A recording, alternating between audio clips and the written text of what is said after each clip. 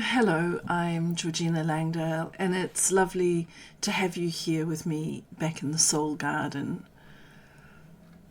In this episode, I'm going to talk to you about ways we can be there for others when the end is near.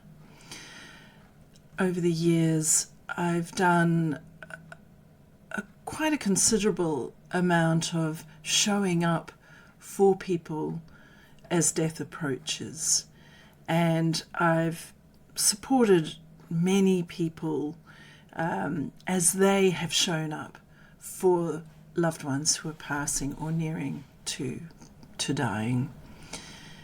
And this is on my mind a lot at the moment. A couple of weeks ago was the anniversary of my beloved stepson's death a year ago. And then on the day, the anniversary of the day that we buried him in a beautiful natural burial ground, infinitely sad, a very dear friend and teacher of mine sadly died. And I really started thinking about the laying down, the laying down, the sinking down into the earth, and the simultaneous rising up of spirit. And then coincidentally, but honestly, is anything ever a coincidence, I received a number of messages from different people asking for help for being there for somebody that was very ill and was dying or had just died. And so I thought I would share with you 10 things that I think, and I have found in my experience, 10 things that really help when the end is near.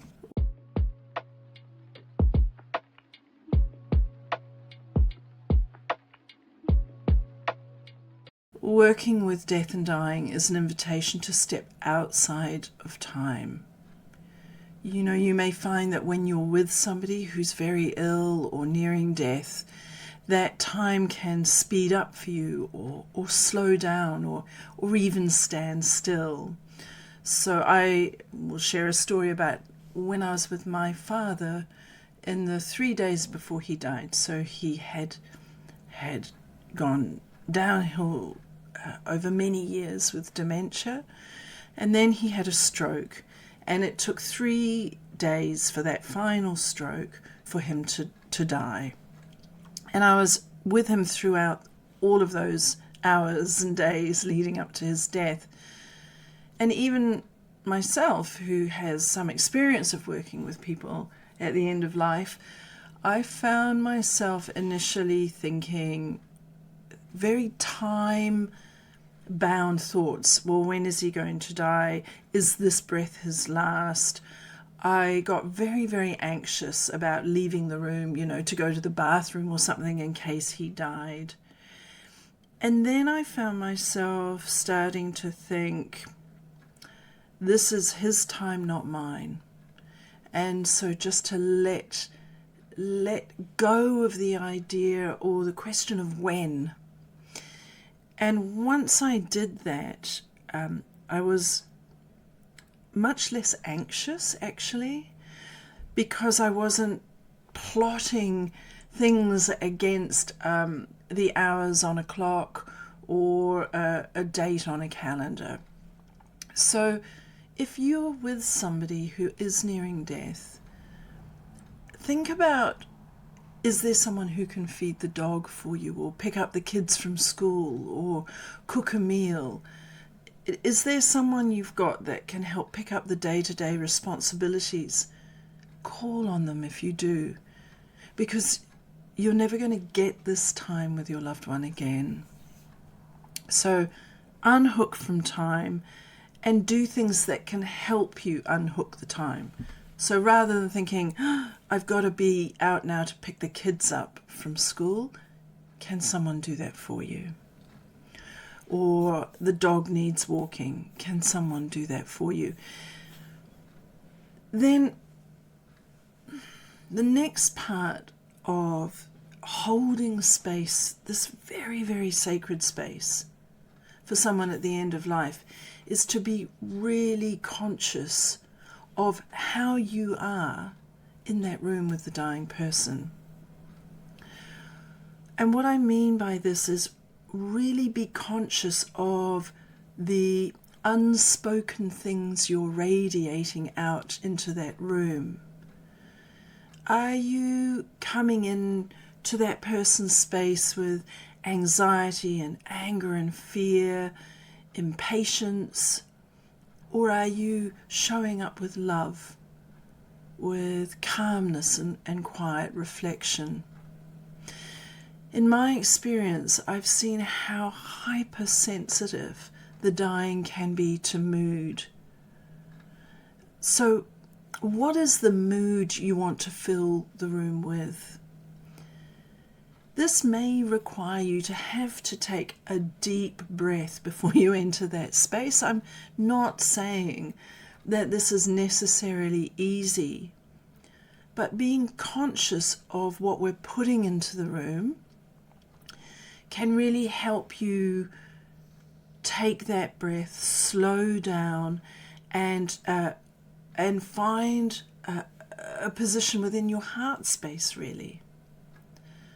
So that even when words fail you, just imagine sending out rays of love and compassion from your heart to theirs and to anybody else who may be in the room with you. If there are a number of people in the room with the person who is dying, this is kind of wrapped up with this previous point, be mindful of the dynamics at play and the words being said. You know, this really isn't the space and place for family arguments.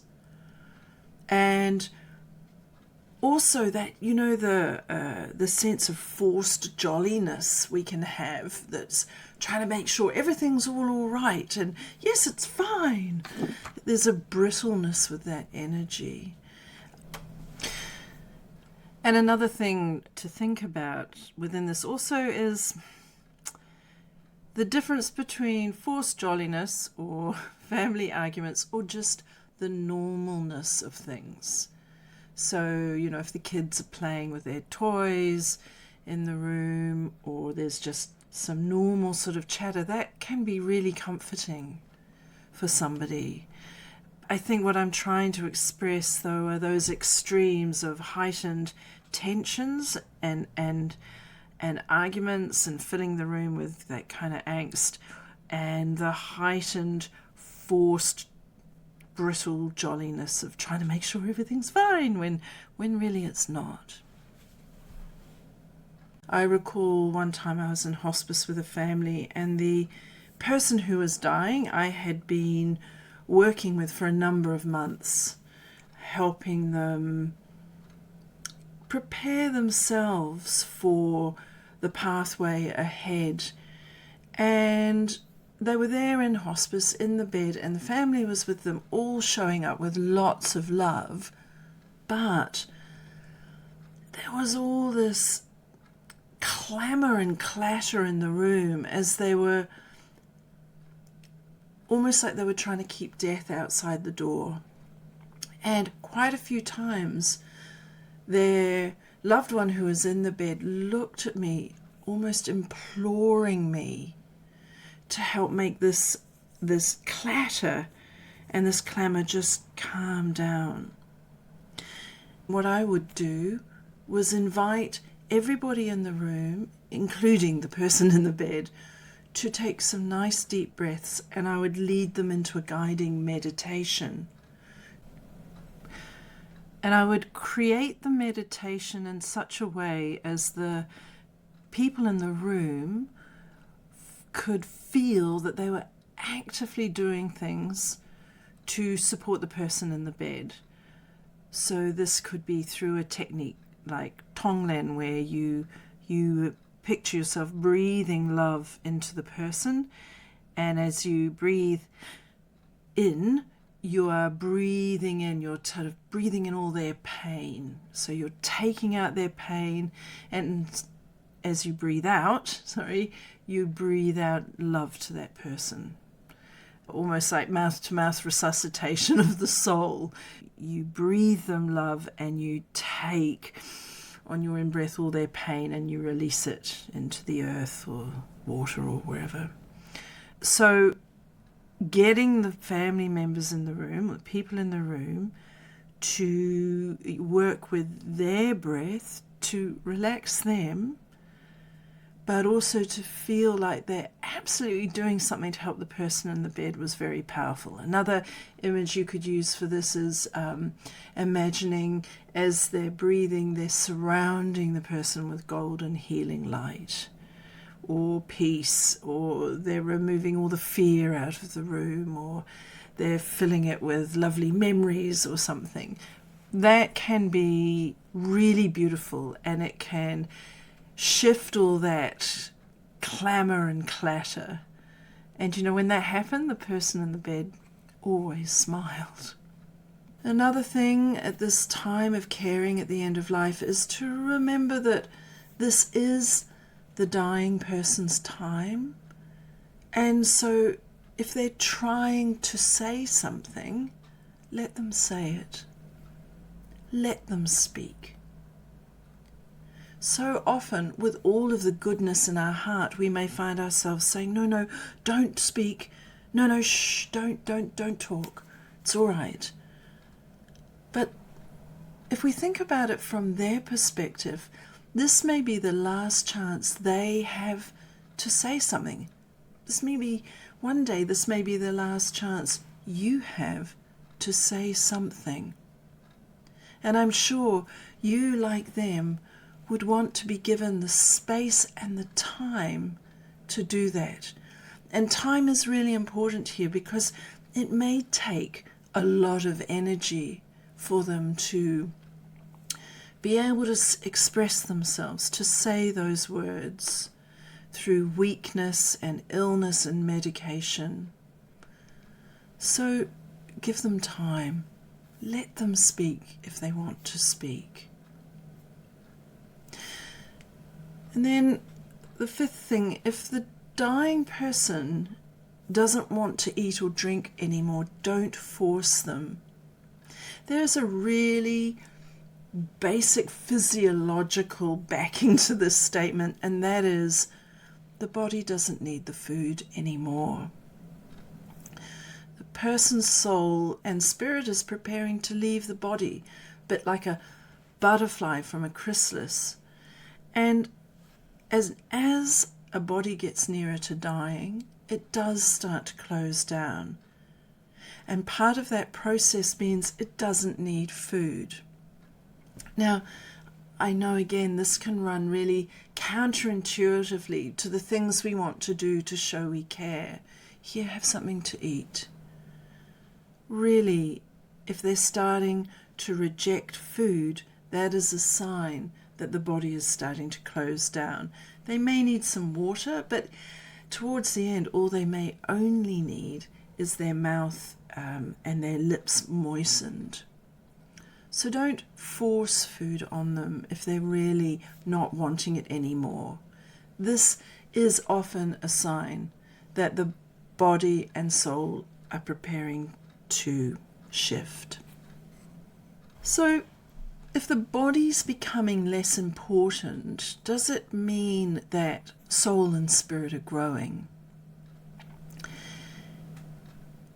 This is a really deep question, and the answers to this thinking around soul and spirit versus body will be shaped by different cultural perspectives and influences and traditions and resonances.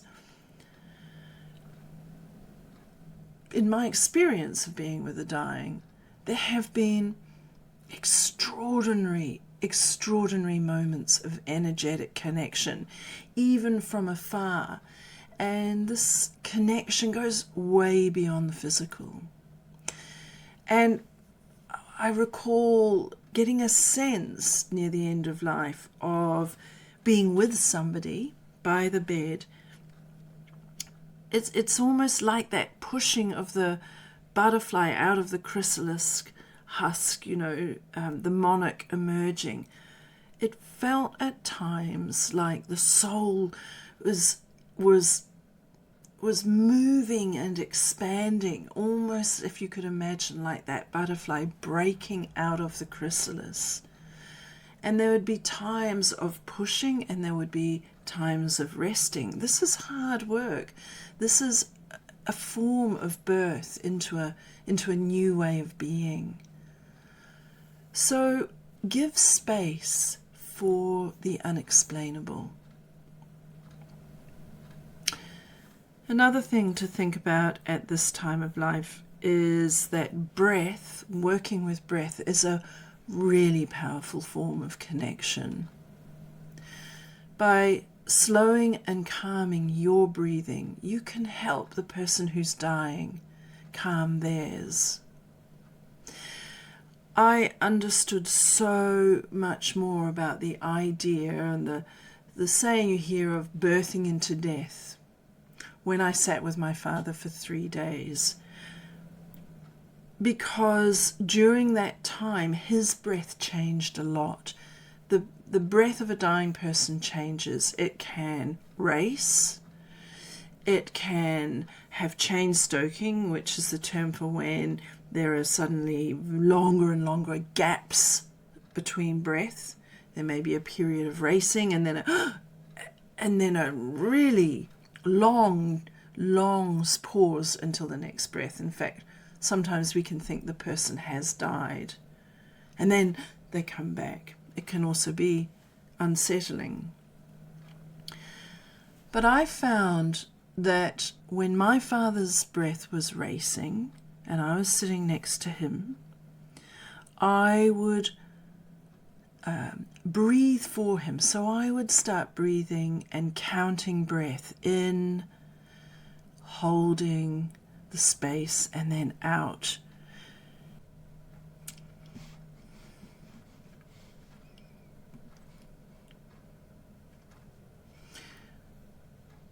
By slowing and calming your breath, you can really help your loved one calm theirs. So when my father was dying, his breath was really racing, and so I just started quietly counting and breathing and counting breath next to him. And so I slowed my breath and I counted the beats of the in-breath and the pause between breaths and the length of the out-breath. What I really noticed was his breathing started to ease and calm and slow as well. It became more even and rhythmic. It didn't get to the slowness of mine, but it definitely slowed in itself. And then if my concentration was taken away, somebody came into the room or something, that breath bond between us would be broken, and then I would hear his breath just starting to race again. So also, there's another side to this working with breath as a powerful form of connection. It helps keep you calm too. And at a time when we can be feeling so helpless, it is a really embodied way of showing care and love. And so I really understand that just as midwives work with the mother's breathing as a child is born, so too we can work with breath to help calm the person who's birthing into death. And in terms of grief healing, I have found that my memory and memories of those moments with him where the connection was absolutely formed around breath, they've remained really profound and very, very healing.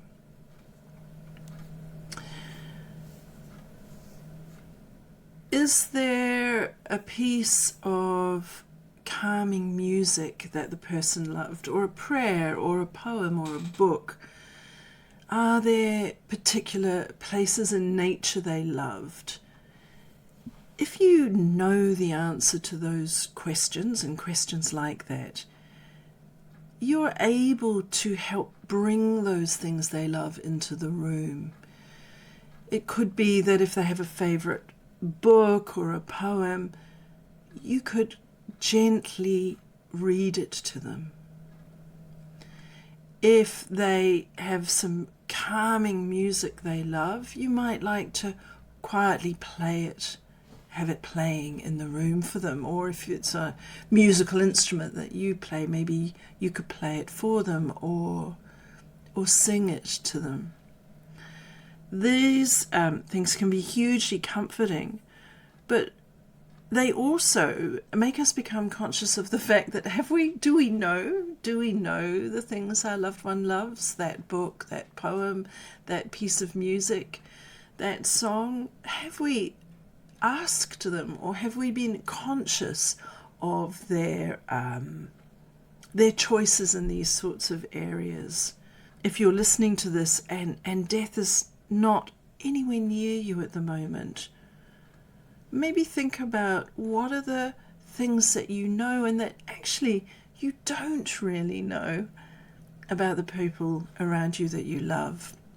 And maybe this becomes an invitation to ask some really lovely, open and curious questions about the things that those you love. Then one day you may find yourself being able to bring them to them in rather magical ways. Which leads me to the next point, which is silence can be golden. When we think back to the earlier points around energy and soul and spirit moving, that can mean that just sometimes we don't need words. Being there can be enough. So don't feel you have to fill the space in that room, around that person and with that person all the time. Your presence may be filling it enough already.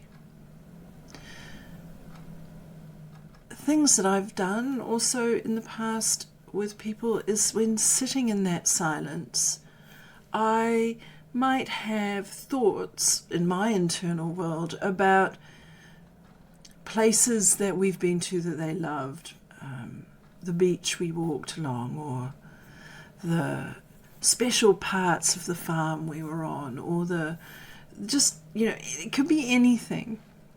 I would imagine myself and that person in those places, in that garden, in that forest, by that river, on that mountain. And I would create an image in my head of us there together. And I would really look at it through every sense. What I'm seeing, the colours, the textures, the aromas and aromatics, the sounds, the whole kind of multi-dimensional picture. And then I would imagine beaming that to the person in the bed. One time I did this just for someone. No words were said. And I hadn't even announced my presence in the room with words.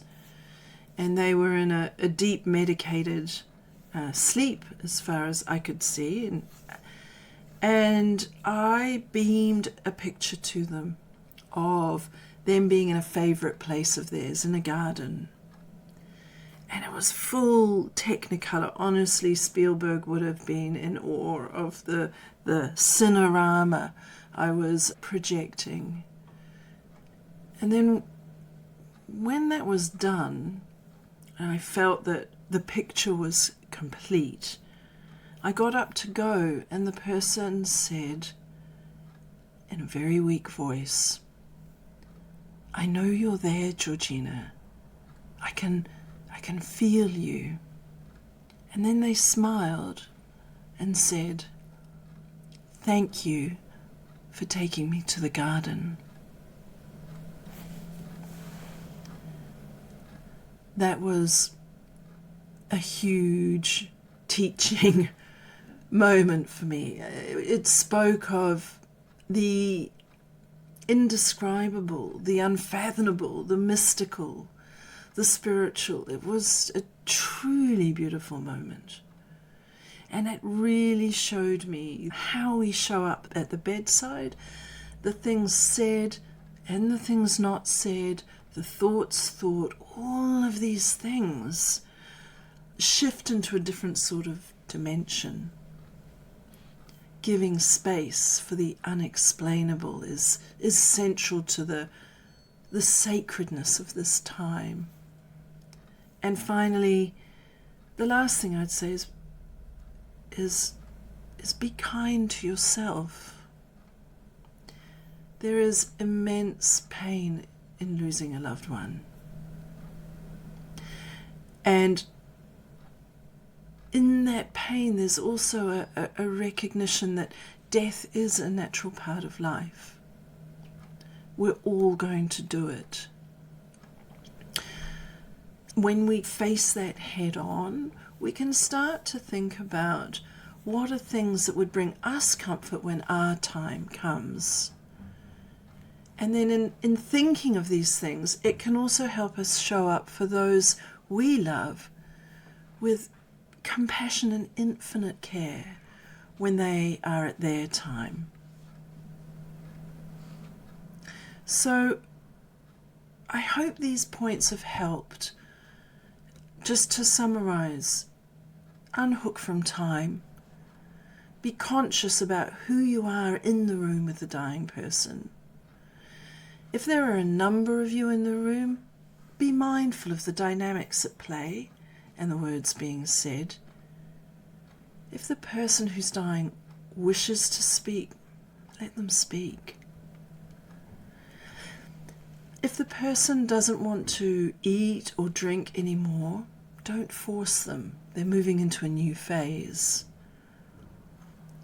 If the body is becoming less important, and maybe soul and spirit or whatever, our way of thinking about these things is growing, give space for the unexplainable. Work with breath as a powerful form of connection.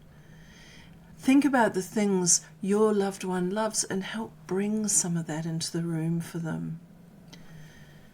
Remember that silence can be golden, and to be kind to yourself. If you are listening to this or watching this and you're caring for someone right now, know that these words are shared with love and care for you and for the person who's leaving, and my thoughts really are with you.